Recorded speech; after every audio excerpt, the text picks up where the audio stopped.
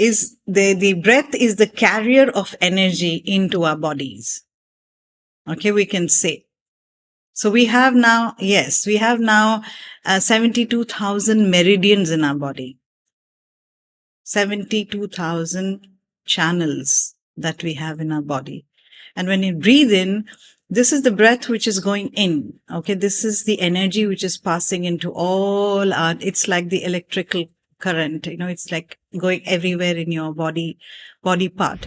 How do you start living in this world? Because it has been proven that this life on earth is not as simple as we deem it to be. It is simple, but because of our mind, it is getting complicated. We just complicate it. The environment, the people that we interact, and our free will to desire whatever we want to desire actually messes up our human brain and mind and our body. And that is where pranayama was.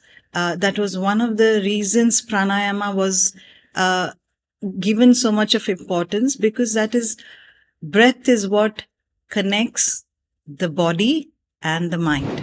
We're talking about exercise, breathing exercise, in order for you to kind of, regulate your mind and regulate your energy. Then you need to sit straight. That is the foremost important aspect. Your spine has to be straight.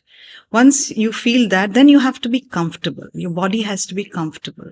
So if you're sitting on a chair, you need to sit a little forward, put your feet down on the floor and keep your spine straight. Don't rest your back onto a chair, because that will not help your energy on your breath work.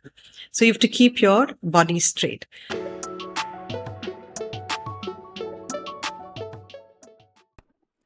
In today's episode, we speak about pranayama, the fourth limb of yoga. I'm sure we've all heard of this term. So today, let's find out more about why it's recommended, why it works, the biology behind it, and how you can practice it even if you're a complete beginner. So please watch the episode right up until the end to know more. So today we are speaking about pranayama. I think this is the second most popular limb of yoga. Yeah, everybody's heard of asana and pranayama. So what is it? Is it air? Is it oxygen? What is pranayama? What do you understand by pranayama? People keep hearing pranayama, like, and everyone talks about pranayama. What about you? When was the first time you heard the word pranayama? And when was it that what is your understanding of what's your understanding of pranayama? I think pranayama, I've heard it quite often. I can't remember the first time I've heard it, but I think the first time I started paying attention to it is probably in the context of, meditation, breathing exercises, because it helps you keep calm, or it helps with stress. So then I think I was like, okay, pranayama might be useful, once I grew up and felt what stress was. But when we were a child, what was your attitude towards it? I think when I was a child, really honestly, I didn't pay attention to it. My parents would speak about it, but to me, it was of no interest, honestly. Like I thought, okay, it is something that adults do. It's something to do with yoga. Yeah. That's all. Yeah. So this is what I want to kind of start off with, it's so sad that, like we can't guide our children to kind of start practicing pranayama early, because there's so much, I think it's not, I won't call it stigma, but there's so much of apprehension, because yoga has been given, okay, now it's changing. I'm not saying it's still, but the problem is it becomes either age related, or it's become gender. It's like, it's for women, it's for ladies, it's for women, it's for so we need to get off all that, because for us, we know that, in the Indian environment, it was always Gurukula, which was like the child was sent off to a Gurukul to kind of study there.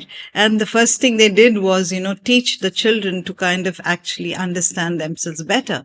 That was the first lesson. Nobody taught them just letters and numbers. That was an additional thing that was given to them. That was something that they started adding later. But the first knowledge they gave was like, to connect with themselves, make them do breathing exercises, ensure that they're physically active, all the physical exercises, made them do some of the chores that they're supposed to do. So that concept was beautiful. They grow up with the kind of, first to take care of themselves and then start understanding the other things. Like numbers and letters and reading and writing and everything.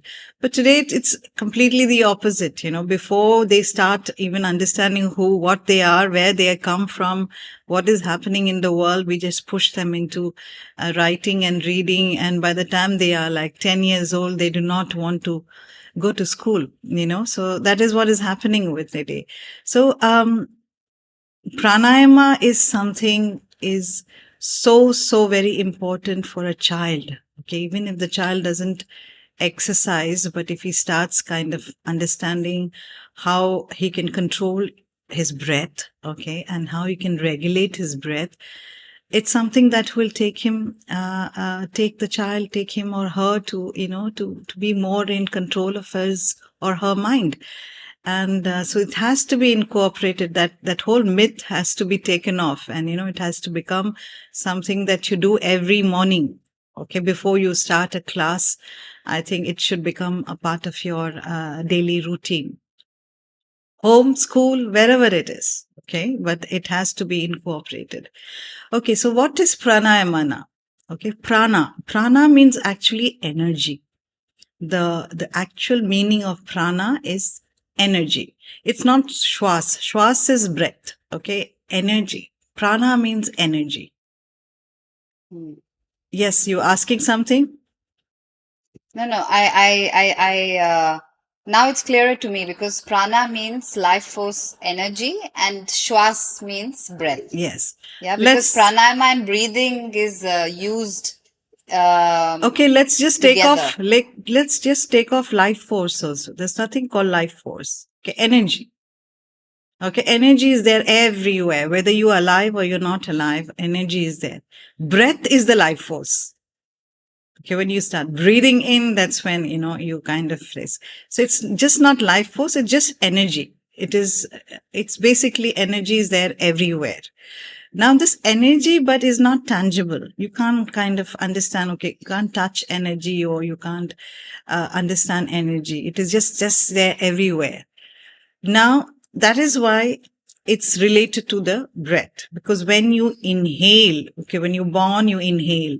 When you die, you exhale. Okay, that's the story, beginning and end of your life.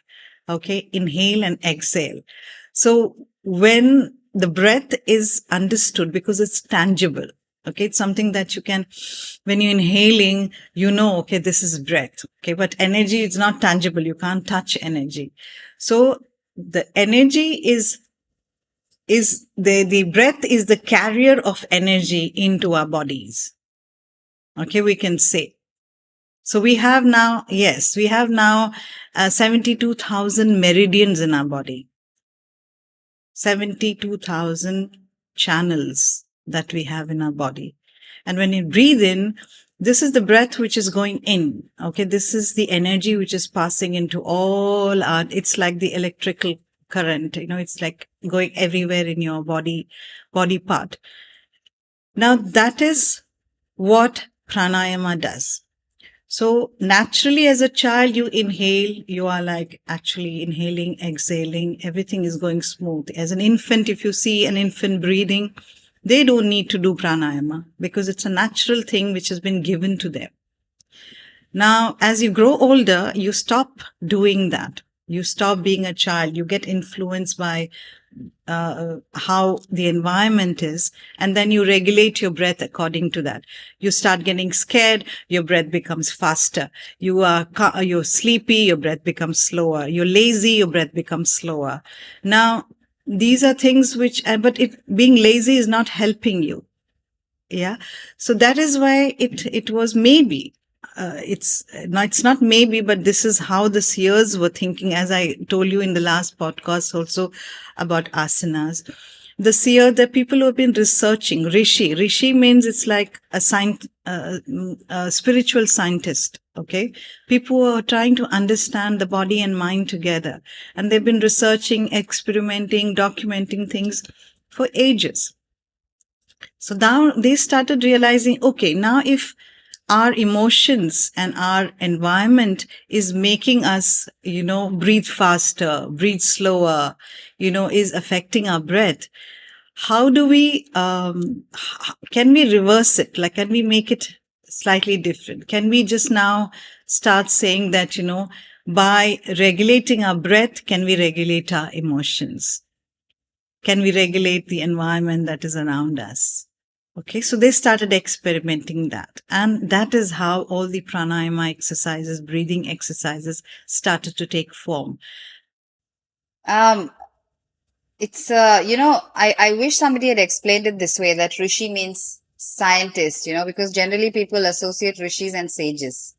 I mean, Yeah. not that sages are also not scientists, but it's more of that image of like, um, a spiritual leader or something along those lines, instead of somebody who's actually researching and gaining knowledge. Yeah. So though we are digressing the topic, but I still want to tell you that yes, that's true. We make everybody into saint. We think, oh, they were saints. It's not saint. There's a difference between a rishi and a sage, a seer. There's a big difference, because those are already evolved individuals who are already there. They've achieved it, and they are they are in a different dimension. Whereas the rishis are here, they're trying to experiment, understand human evolvement, and they're trying to experiment and evolve and write and instruct people as to how to kind of, go about improving how they live in this world. To be put very easily, rather than complicating it, how do you start living in this world? Because it has been proven that this life on earth is not as simple as we deem it to be. It is simple, but because of our mind, it is getting complicated. We just complicate it. The environment, the people that we interact, and our free will to desire whatever we want to desire actually messes up our human brain and mind and our body. And that is where pranayama was. That was one of the reasons pranayama was given so much of importance, because breath is what connects the body and the mind. The first thing we need to do is align these two. How do we align these two? First, let's align these two. Let's stop talking about the spirit and the metaphysical aspects and, universe and God and all those aspects. Let's start at least syncing these two, the body and the mind. And pranayama gives you that connection. Once you start focusing on your breath, okay, and start kind of going inward, when you start breathing, there is no way, you do not have an option. You cannot look outside and start breathing. When you start breathing consciously, you have to look inward. You expand your lungs, okay, you balloon up your stomach when you inhale, and then you pull your stomach in, and then you breathe out. So you start going inward. So that's the best way to start your mind, going inward, to practice taking your mind off the outside world and start focusing it inward. Beautiful. So I understand why it's so important, I think asanas and pranayama, when done in, when done together, I guess that's where the science lies. Yeah. So I've been teaching classes for such a long time. Most of the time after 1 hour, 1.5 hours, people say that's 1 hour, 1.5 hours. We were not thinking about anything. We just went blank.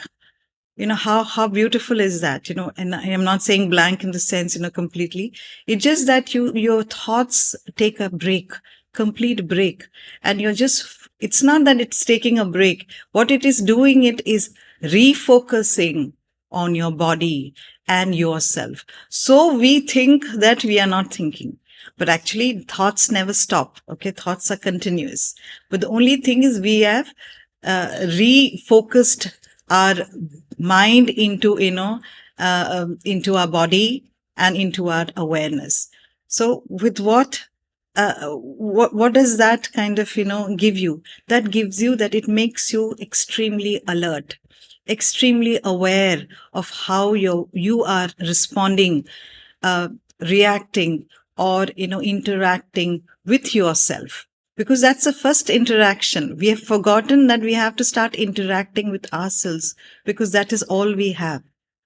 So when you start breathing in and breathing out and consciously doing it with our eyes closed, so the first transformation that happens is that you start connecting with yourself, connecting back. Because a child, when an infant, if you've seen, the only thing he's worried about is his survival. Okay. After that, we start stopping that, and we start that's why it cries. It's hungry. When it is, whatever it is, it knows to survive in this world. It's been given that gift. But over the years, we stopped doing that. And it's not that, again, when we talk like this, people think, so you mean you have to be selfish? It's not about selfish is what? What is selfish? Selfish is when you are destroying somebody consciously. That is selfish. Anything, but it doesn't mean anything that you are doing productive can never be selfish, whether towards yourself or towards others. Anything, anywhere where you are destroying something, okay, that is the meaning of selfish. So we need to also understand the word selfish. When you're working on yourself does not mean you're selfish. You're just kind of ensuring that your energy field improves. Your connection with the universe improves. When your connection with the universe improves, okay, your energy field is like a thunderbolt. It's beautiful. Absolutely. It just kind of radiates, okay, towards the outside world.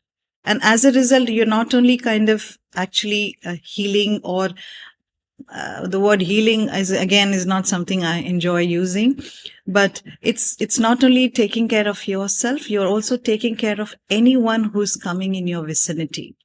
Whether they want it, they like it, they don't like it. Okay. It will just kind of give them that little sense of goodness. And that is your job. That is your job. So it's not like, you spend time on your body and your mind, and 2 hours, 3 hours. It does not mean that you're selfish. Or when you start focusing inward, okay, and you try to work on yourself, it's not selfish. It is just ensuring that your body in this environment, in this world, is contributing, okay, towards the betterment of the world.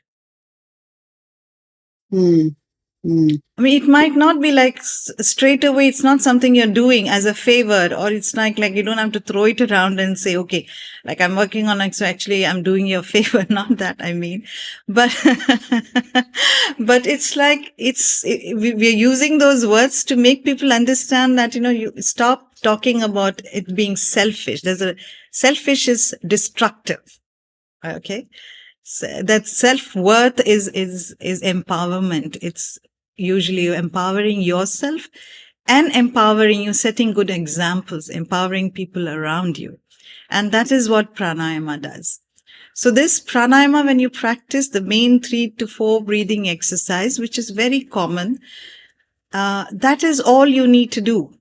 So the first 2 usually is cleansing exercises. I'll just give you a small kind of a glimpse of what pranayama is all. There are four main exercises which are there. One is like Kapalbhati, one is Bhastrika, okay.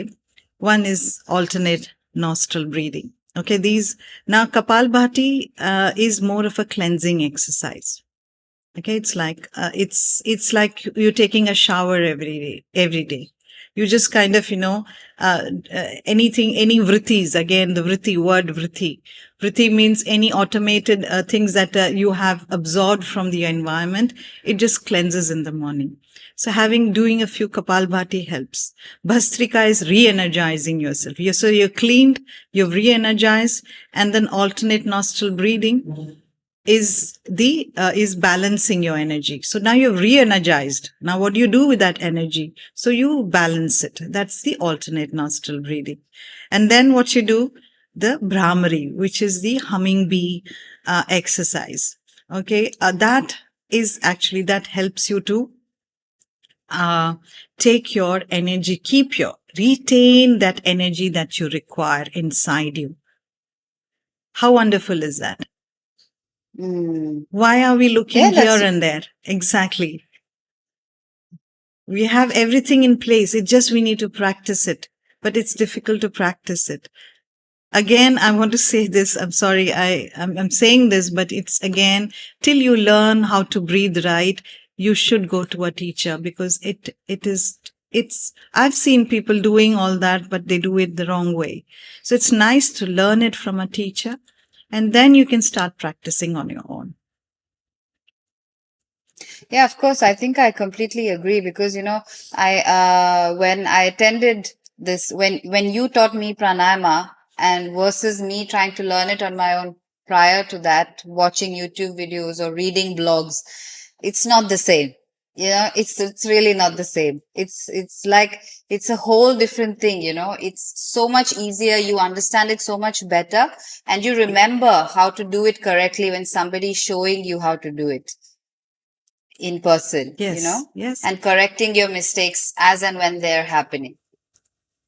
It's natural, because when you're breathing, we are not in that situation. Or, the problem with us is, if we have practiced yoga for a year or 2 years, we start thinking we have become yogis. Okay. And that has to stop. We can't even talk. We can't think like that. We need to stop, because the vrittis, the mind is so powerful. It is not something that we are not giving it as much, importance to it. We're taking it for granted. We think, one year of yoga practice and we have reached wherever it is. It's not possible, because the mind is such a strong element in our life, and the mind can go crazy. When I say crazy, I'm not saying crazy, the actual meaning. It just goes completely wayward. Mind can go, it just has like this free, will. It has got this beautiful wings that it takes us anywhere that it wants to. And it confuses us. So even if you practice for 10 years, it's not difficult for you to kind of, get carried away. That's how the mind works. So this is something that the practice of pranayama on a regular basis is the only thing which will give you some kind of a stability. So when you do these 4 exercises, I'm saying, people talk about Kriya and people talk about those, I don't know, was crazy. To be very frank, when I was young, when I heard I wanted to practice yoga, so I used to hesitate to go for a class. There was somebody who was in some hospital. They were taking some small morning group. But I was so scared, because I thought the neti pot, putting water in your nose and taking it. And I got literally scared. I said, I can't do that. I was very, very scared of that. Yeah, that does look extreme, the neti pot. Yeah, and it's a simple thing. It's not difficult. But the way it is, when you're not used to, when you don't understand yoga, and you go to that kriyas, we talk about too many cleansing exercises, people get scared. They get, no, that's like a little extreme. But that's not only, that's an advanced, maybe intermediate level of yoga. The first is these 4 exercises. This is all you need, and a few asanas that you can practice on a regular basis. All you need to keep your mind um, kind of, I'm not saying it totally, completely takes care of it. Definitely, intense practice helps. But even if you do these many things, these 4 pranayamas, a few asanas, it will keep you stable. Okay, there's not going to be too much of like ups and downs and, crazy things happening. It will not be so much. At least you'll be aware, even if the changes are happening inside you, there is some kind of a stability that you'll start feeling. Okay, makes sense. So how do I know that, like, if are there any important aspects of, like, to keep in mind while doing pranayama? What is do we have to sit in a particular way? What are the, like, things that will help us have a better pranayama practice? Okay, Like nice. when I'm seated, or the environment. Perfect. Okay. So the first thing is, if you're completely new to it, okay, it does not matter. Even if you sit on a chair, as long as your spine is straight, okay, because it's a muscle. Again, breathing, when you're breathing in, breathing out, first of all, you need to train your lung muscles, your stomach muscles. You have to give guidance to your mind as to how it has to go in and how it has to go out. If you're practicing pranayama, which is a breathing exercise, it's not your normal breathing. Okay, normal breathing does not need your help. Okay, it's doing it.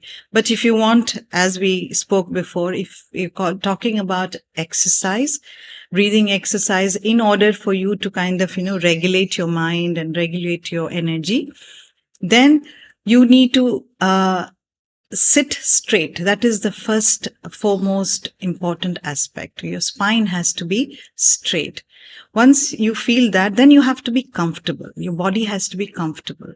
So if you're sitting on a chair, you need to sit a little forward, put your feet down on the floor and keep your spine straight. Don't rest your back onto a chair, because that will not help your energy on your breath work. So you have to keep your body straight. So the meridians that we have, out of that, the 3 important meridians, okay, Ida, Pingala, and Sushmana Nadi.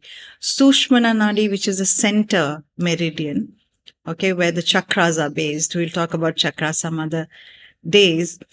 Some other day we can do that. Okay, but let's just understand the Sushmana Nadi is where the spine is, where the main channel is.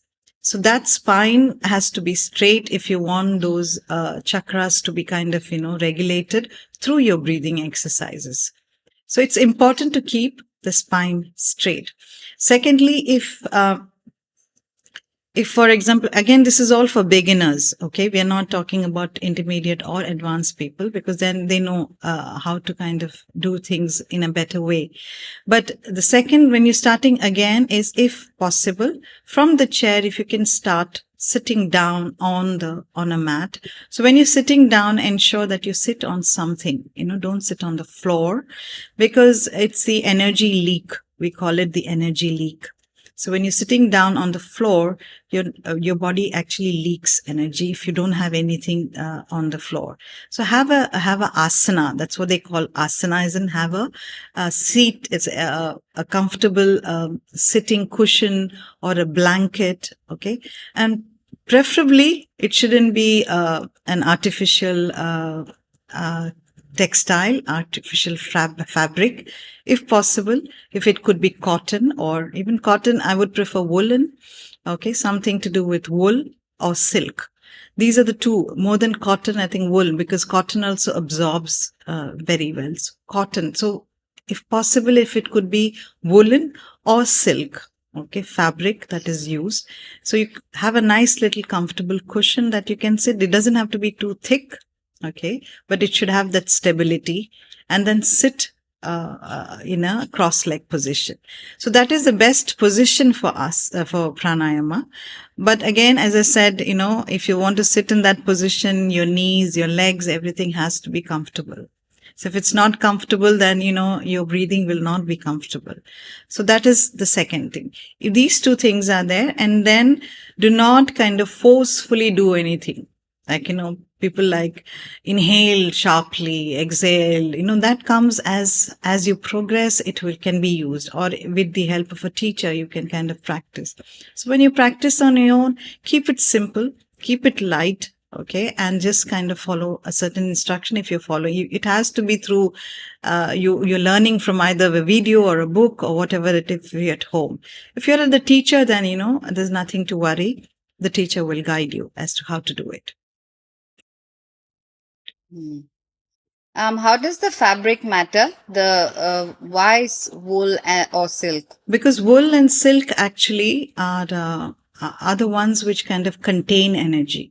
Cotton actually absorbs and distributes it. So silk and woolen, that is why in the ancient times, these are the two things that, people kind of, it retains energy. So that means your connection with that, see, grounding is good, but you can't just constantly sit on the ground, 24/7, because it's going to just, you're not prepared for it. Your electrons are going to be like, another level.